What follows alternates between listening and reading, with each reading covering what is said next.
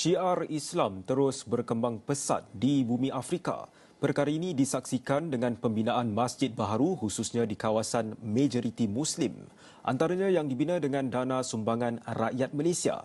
Terkini Amal Malaysia membina Masjid Wakaf ke-10 di Afrika yang dibina di Kosari, Kamerun.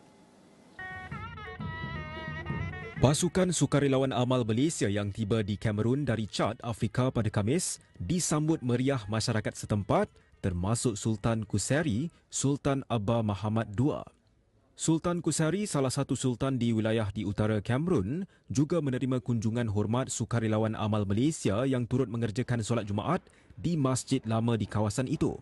Masjid baharu sumbangan rakyat Malaysia yang hampir siap dan dijangka dirasmikan Mei depan dinamakan sebagai Masjid Sultan.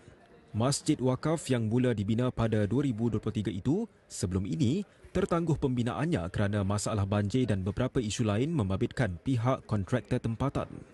Assalamualaikum warahmatullahi wabarakatuh. Di belakang kami ini adalah masjid yang ke-10 yang dibina oleh Yayasan Amal Malaysia di bumi Afrika. Dapat memuatkan 2,500.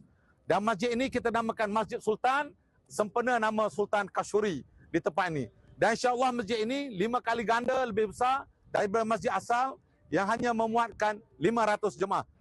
4 sukarelawan Amal Malaysia diketuai timbalan presidennya Nur Azman Ishak kini dalam perjalanan ke sempadan timur Chad, Sudan bagi misi Iftar for Sudan.